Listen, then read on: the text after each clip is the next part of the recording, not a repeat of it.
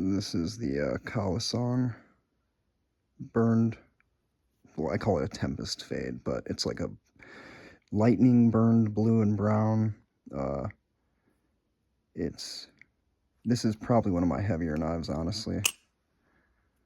Sounds good.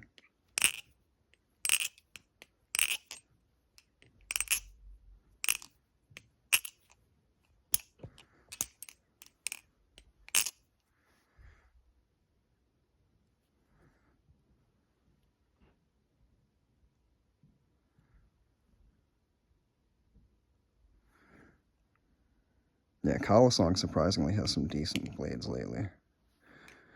Well, they've always had a decent blade, but actually, if you go on their site, Kalasong, they have this crazy-looking Medusa clone that's more expensive than a Medusa. Fucking wild.